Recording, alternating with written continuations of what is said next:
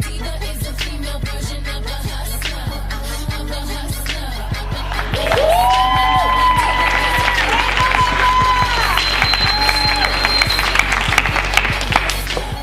Wow, this is a dream come true. Forgive me for being nervous. When I started my journey, I was studying people like Grant Cardone and so many incredible entrepreneurs, so this is just a blessing.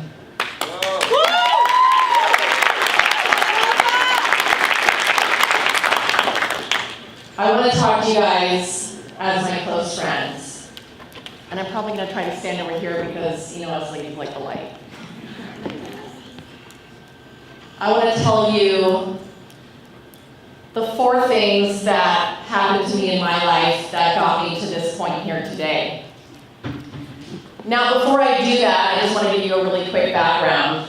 So I'm originally from California, came from a good family, was educated. And a little over 4 years ago, I had landed what I thought was the dream job. I was in the job market for a long time and finally landed a corporate job with a big name company and a fancy title. And I thought, wow, this is it. I've done it. Done exactly what my parents wanted me to do, and I'm good. Well, what I realized really quickly as the job started was that my title really meant glorified data entry with a cubicle. But I was still excited because, I didn't have a job for a long time, and I was just like, okay, well, we'll see how this goes. So the first thing that happened to me was I remember when I started my job, the first week and a half, 2 weeks or so was pretty much just training. And I remember the managers telling us that our first paycheck was going to come into an envelope, and then from here on out it was going to be direct deposit. And I had moved out of my parents' house and gotten an apartment in Southern California. And I remember being so excited for my first paycheck. I remember getting the envelope, and I was like sitting in my cubicle. It was the end of the day, and I remember opening the envelope.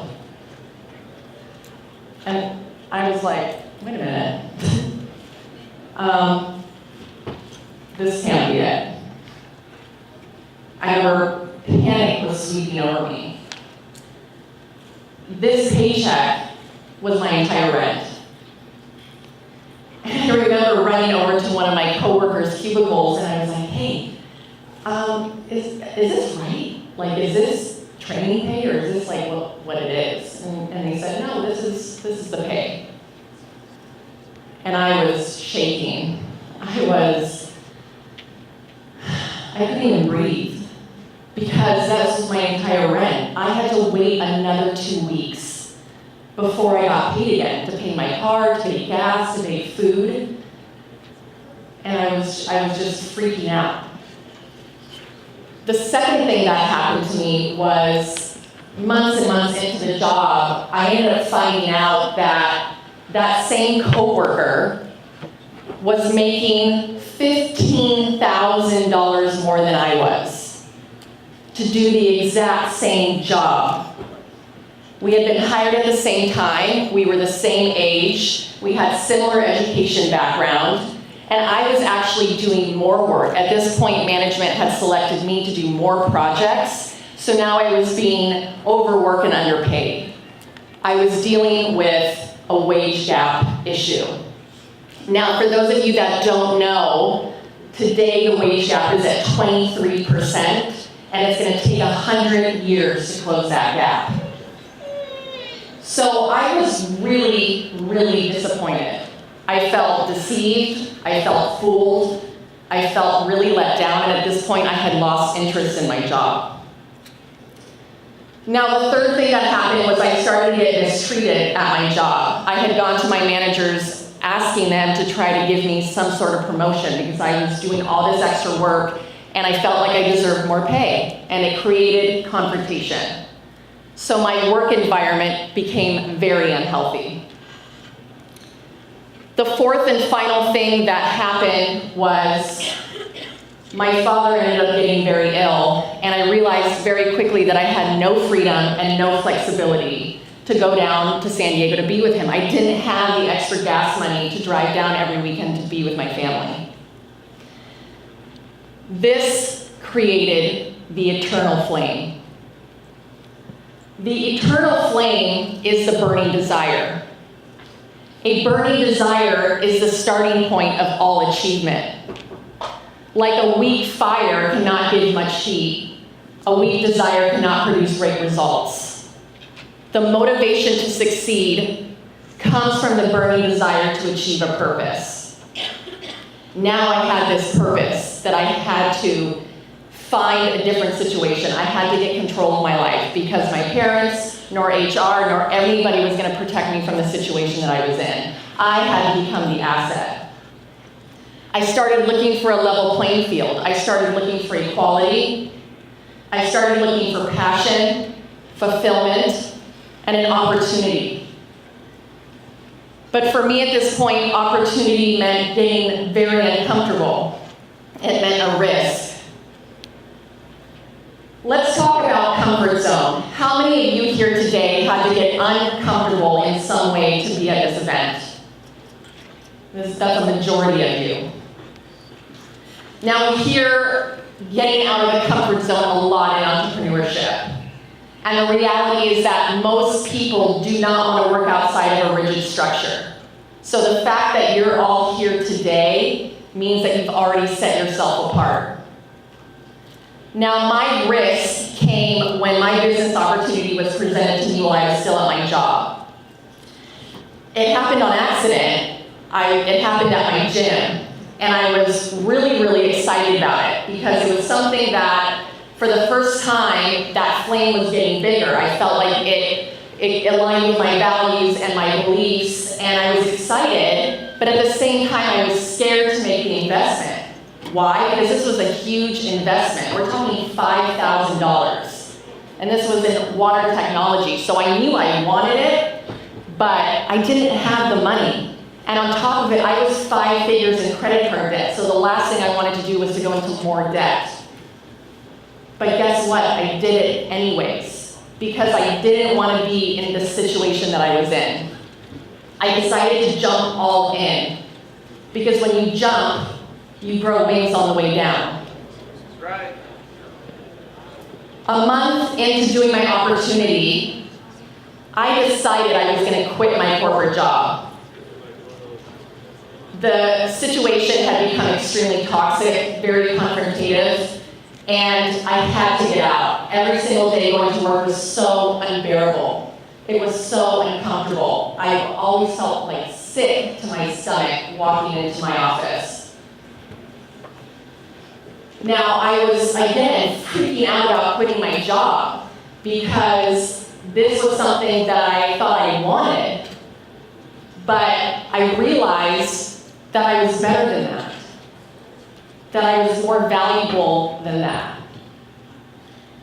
But it was hard because it was structure that I thought I wanted, it was security that I thought I needed, it was benefits, it was health insurance, and on top of it, I was getting so much pushback from my family, my friends. My parents, I think, had started to question my mental health at that point. They didn't understand. They were just saying push through it or find another job. My friends definitely didn't understand. But I did it anyways.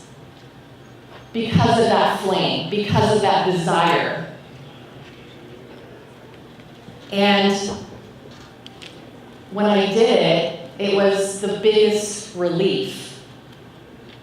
But at the same time, I found myself having to go back to school. Because there was things about this business that I didn't understand. There was things about this business that I wasn't good at, that I didn't know how to do, and I had to go learn how to do it. And keep in mind, this is something that I didn't really tell anybody, but when I quit my job, I only had 2.5 months of money to get by. That was it, 2.5 months. And then I was back on the job market. So my back was against the wall. And I just remember, I said, I have to go back to school. I have to put my ego aside. I had to swallow my pride about everything that I had been taught or learned in the past. I'm telling you right now, as an entrepreneur, your ego has to go. And I remember being on this gray microfiber couch that I had in my apartment, and I would lay there literally every day with my face in a book or listening to something. I remember one of the first books I listened to was Sell or Be Sold, because I had to get my mindset right. I had come from this pessimistic corporate environment where I didn't talk to people, I wasn't networking, I'd go to work and go home, and that was my life. So I had to change. And I started scheduling my learning. And it's something that I still do to this day, because if you don't schedule your learning, you're going to be in trouble. If you leave your growth to randomness, you're going to find yourself in the land of mediocrity. Now, the last part of this is, being an entrepreneur, you don't really get prepared for ups and downs. Now, you hear about rejection and objections, but I'm talking major life events that could literally take you out, that could crush your business, that you don't survive from. Now, I mentioned to you guys in the beginning that my father had become very sick. Well, that was the truth. My dad had been diagnosed with cancer a few months before I quit my job, and time was running out. And so I knew that I had to spend that time with my dad, which was why I quit my job. I wanted to be there with him as much as I could. That first year of my business, that my dad was still alive, I created massive success. Massive. In 1 year, I did over 6 figures. I made more money than I ever thought was imaginable. I felt like I was on top of the world. It was amazing. I had this team. It was just the most unbelievable feeling of what was being accomplished. And in the middle of the climax, and in the middle of the success, I lost my best friend. I lost my dad. I lost my rock. I didn't think that I was going to come back from that. I didn't think that I was going to survive.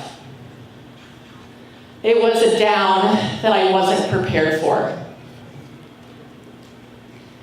And I wanted to give up. I didn't have the inspiration. I thought I had lost my flame. I just wanted to throw in the towel. But I decided, instead of giving up, that I was going to honor my dad's memory.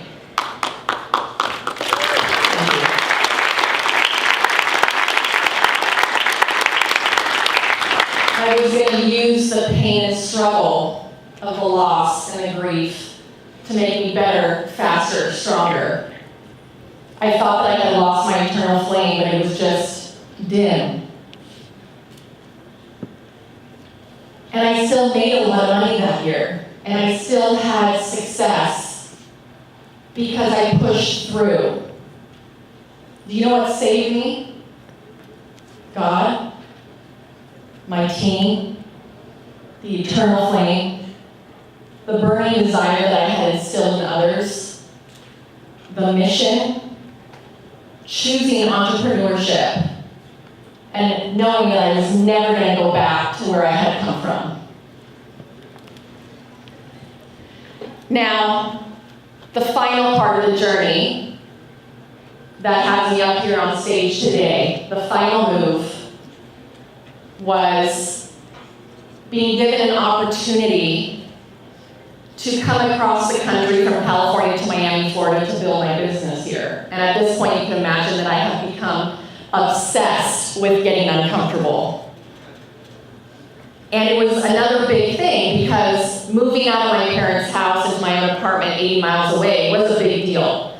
And it was a lot of growth and maturity. But moving across the country to another state, to another city, really, really stretched me.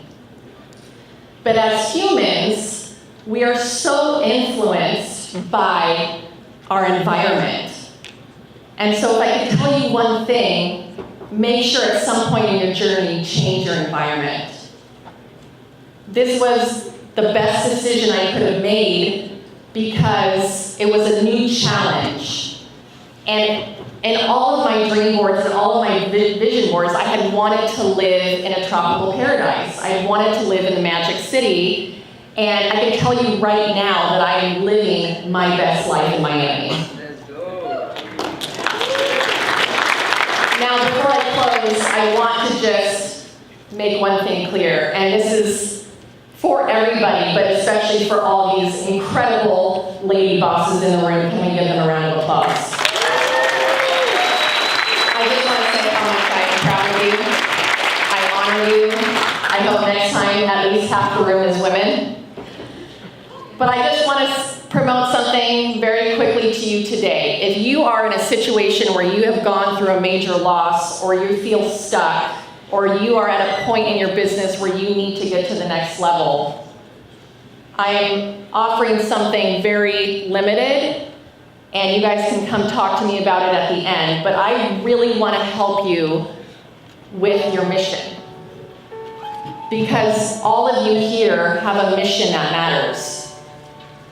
I know all of you in this audience have incredible stories that you're hiding behind. But you're smothering your own flame by not sharing your gift. And your gift is your story. Now, maybe some of you are in here and you're saying, I don't even know what my flame looks like, or I feel like I've lost it, or it's diminished, or maybe your flame is burning bright, but you want to take it to a wildfire. The point is that all of you are here today because you have that burning desire, because you have that eternal flame. The moment you decided to become an entrepreneur, spark it. And don't let anything, and I'm saying anything, take that away from you. Because you made the best decision of your life when you decided to make mankind your business, the world your office, and God your boss. Thank you so much.